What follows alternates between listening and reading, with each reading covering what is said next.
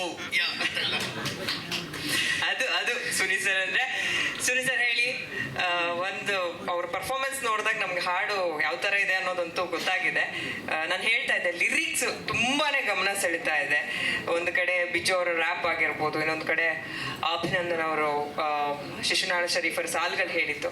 So ಈ combination thought process ಹೆಂಗ್ ಬಂತು ಅಂತ, ಅವತಾರ ಪುರುಷ ಪಾರ್ಟ್ 2ಗೆ ಸಿನಿಮಾ ಕಂಟೆಂಟಿಗೆ ಕನೆಕ್ಟ್ ಆಗುತ್ತೆ ಅಂತನಾ ಹೆಂಗೆ ಅಂತ? ಎಲ್ಲ ಪತ್ರಿಕಾ ಮಾಧ್ಯಮ ಹಾಗೂ ಸಾಮಾಜಿಕ ಜಾಲತಾಣದವ್ರಿಗೆ ನನ್ನ ನಮಸ್ಕಾರಗಳು. ಓಕೆನಾ?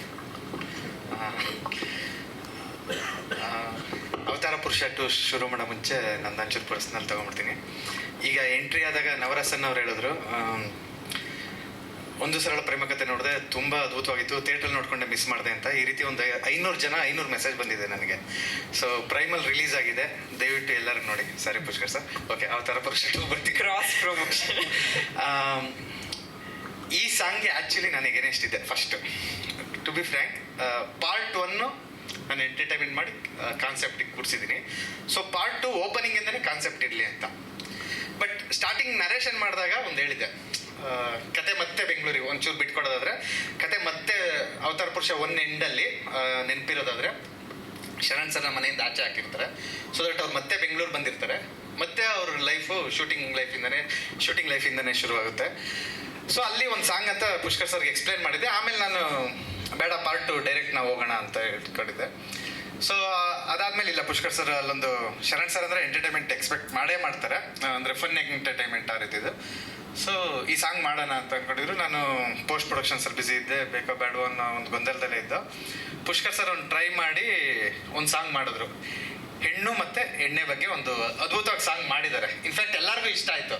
ನನಗಂಚೂರು ಹೀಗೆ ಹೊರಟು, ಇವ್ರು ನನ್ನೇ ಬಿಟ್ಟು ಮಾಡೋರೆಲ್ಲ ಸಾಂಗು ಅಂತ. ಸೊ ನಾನು ಕೇಳಿದ ತಕ್ಷಣ ಹೇಳಿದೆ, ಇಲ್ಲ ಈ ಸಾಂಗ್ ವರ್ಕ್ ಆಗಲ್ಲ, ನಾವು ಮನೆಗೆ ಹೋಗೋದಿಲ್ಲ ಅಂತ ಒಂದು ಎಪಿಕ್ ಸಾಂಗ್ ಇದೆ, ಅದಕ್ಕಿಂತ ನಾವು ಇನ್ನೊಂದು ಮಾಡೋಕ್ಕೆ ಕಷ್ಟ ಆಗುತ್ತೆ, ಸೊ ನಾವು ಬೇರೆ ತಾಟ್ಕೋಗೋಣ ಅಂತ. ಸರಿ, ತಾಟ್ ನೀನು ಹೇಳು ಅಂದರು. ಹಂಗೆ ನನ್ನ ಬುಡಕ್ಕೆ ಹೋಗ್ತಿದ್ದು. ಸೊ ಏನು ಮಾಡೋದು, ಏನಾದರೂ ಹೊಸದಾಗಿ ಮಾಡಬೇಕು ಅಂದಾಗ, ಸೊ ಆಗ್ತಾನೆ ಅನಿಮಲ್ ರಿಲೀಸ್ ಆಗಿತ್ತು, ಮತ್ತು ಎಲ್ಲ ಸೊ ಒಂದಷ್ಟು ಟಾಕ್ಸಿಕ್ ಲೆವೆಲ್ ಸೋಷಿಯಲ್ ಮೀಡಿಯಾದಲ್ಲಿ ಹೋಗ್ತಾ ಇರೋದು. ಸೊ ಇದ್ರ ಬಗ್ಗೆನೇ ಮಾಡೋಣ ಅಂದರೆ ಬಿಜೂರ್ ಲಿರಿಕ್ ಬರೆದ್ರು. ನಾನು ಬರೆಯೋದಾಯಿತು, ನನಗೆ ಗೊತ್ತಾಯ್ತು ಇದು ಬರ್ದಾದ್ಮೇಲೆ ಸ್ವಲ್ಪ ಜನ ಹಾಕೋಬೋದು ಆಮೇಲೆ. ಸೊ ಬೇಡ, ಬಿಜ್ಜುನೇ ಹಾಕ್ಸ್ಕೊಳ್ಳಿ ಅಂದ್ಬಿಟ್ಟು ಇಲ್ಲ ಹುಷಾರಾಗಿ ಮಾಡ್ದೆ. ಯಾರಿಗೂ ಎಲ್ಲೂ ಯಾವುದೇ ರೀತಿ ಯಾವ ಪರ್ಸನ್ಗೂ ಹೋಗ್ಬಾರ್ದು ಇದು ಅನ್ನೋ ಕಾರಣಕ್ಕೆ ಜಸ್ಟ್ ವಿಷಯ ಹೇಳ್ತಾ ಇದ್ದೀವಿ ಅಷ್ಟೇ ನಾವು. ಸೊ ಅಂದರೆ ಈಗ ಫಾರ್ ಎಕ್ಸಾಂಪಲ್ ನಾನು ಮೊನ್ನೆ ಯಾವುದೋ ಒಂದು ಮೂವಿ ನೋಡಿ ಹೇಳಿದೆ, ತುಂಬ ಚೆನ್ನಾಗಿದೆ ಮೂವಿ, ಈ ಮೂವಿನ ಎಲ್ಲರೂ ಬಂದು ಥಿಯೇಟ್ರ್ ನೋಡಿ ಅಂದರೆ ಕಮೆಂಟ್ ಇರುತ್ತೆ ಕೆಳಗಡೆ, ನಿಮ್ಮ ಅಪ್ಪ ಕೊಡ್ತಾನೆ ದುಡ್ಡು ಅಂತ. ಅಂದರೆ ಅದು ಬೇಕಾಗಿಲ್ಲ ಅವ್ರಿಗೆ, ಮೂವಿ ನೋಡು ಇಲ್ಲ ಬಿಡು.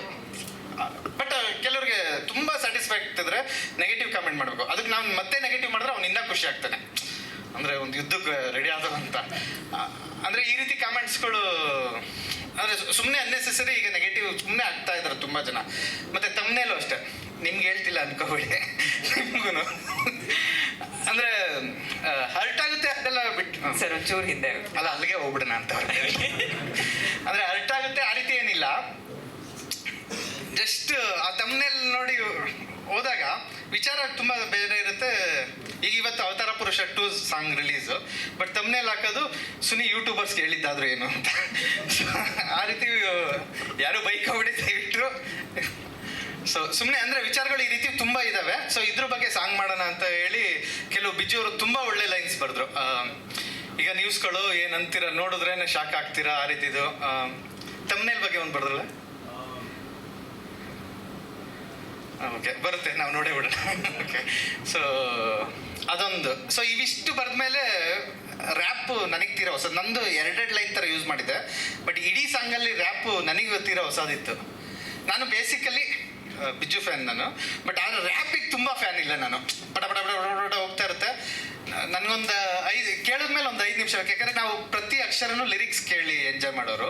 ಸೊ ನಮಗೆ ಸಡನ್ನಾಗಿ ತಲೆಗೆ ಹೋಗ್ತಿಲ್ವಲ್ಲ, ಇದು ಹೆಂಗೆ ವರ್ಕ್ ಆಗುತ್ತೆ ಆ ರೀತಿ ಅಂದಾಗ ಏನೋ ಸ್ಪೇಸ್ ಬೇಕು ಅಂದಾಗ ಸರಿ ಹುಡ್ಕಕ್ಕೆ ಶುರು ಮಾಡ್ದು ಹಳೆ ಗೀತೆಗಳು ಇದಕ್ಕೆ ರಿಲೇಟೆಡ್ ಯಾವುದು ಅಂತ. ಶಿಶುನಾಳ ಶರೀಫ್ರವರು ಆ ಕಾಲದಲ್ಲೇ ಹೊಡೆದಿರೋ ತರಲ್ಲ ತೆಗಿ ನಿನ್ನ ತಂಬೂರಿ ಸ್ವರ ಅಂತ. ಅದು ಮ್ಯೂಸಿಷಿಯನ್ ಮಾತ್ರ ಹೇಳಿರೋದಲ್ಲ, ನಿನ್ನ ಲೈಫಲ್ಲಿ ನಿನ್ಗೇನು ಗೊತ್ತಿಲ್ಲ ಅದು ನೀನು ಪ್ರಾಂಪ್ಟಾಗಿ ನುಡಿಸ್ಬೇಡ ಅಂತ, ಪ್ರಾಂಪ್ಟಾಗಿ ಮಾಡಬೇಡ ಅಂತ. ತರವಲ್ಲ ತೆಗಿ ನಿನ್ನ ತಂಬೂರಿ ಸ್ವರ ಅಂದರೆ ತರವಲ್ಲ ನೀನು ಮಾಡ್ತಿರೋದು ಕರೆಕ್ಟ್ ಇಲ್ಲ ಅಂತ. ಸೋಷಿಯಲ್ ಮೀಡಿಯಾ ನಾವು ಅಷ್ಟೇ ಪಾಸಿಟಿವ್ ಆಗಿ ಯೂಸ್ ಮಾಡ್ಕೋಬೋದು, ತುಂಬ ಎಫೆಕ್ಟಿವ್ ಆಗಿ ಯೂಸ್ ಮಾಡೋದು ಇವತ್ತು ಒಳ್ಳೆ ಚೇಂಜು. ಬಟ್ ಆದಷ್ಟು ನಾವು ಯೂಸ್ ಮಾಡ್ಕೊತಾ ಇದೀವಿ. ಅವ್ರಿಗೆ ಬೈಯೋದು, ಅವ್ರ ಬಗ್ಗೆ ಇವ್ರಿಗೆ ಆಗೋದು ಈ ರೀತಿ ಇಲ್ಲ. ಸೊ ಇದನ್ನ ರಿಲೇಟೆಡ್ ಆಗಿ ಇಟ್ಕೊಂಡು ಶಿಶುನಾಳ ಶರೀಫ್ರವ್ರದ್ದು ಸಾಂಗ್ ಎತ್ಕೊಂಡು ತರವಲ್ಲ ತೆಗಿ ನಿನ್ನ ತಂಬೂರಿ ಸ್ವರ, ಅದಾದ್ಮೇಲೆ ಅದಕ್ಕೆ ರಿಲೇಟೆಡ್ ಆಗಿ ರ್ಯಾಪ್ ಬಿಜ್ಜೂರು ಕೂಡಿಸ್ಕೊಂಡು, ಸೊ ಅಲ್ಲಿಂದ ಸಾಂಗ್ ಶುರು ಆಯಿತು. ಸೊ ತುಂಬ ಅದು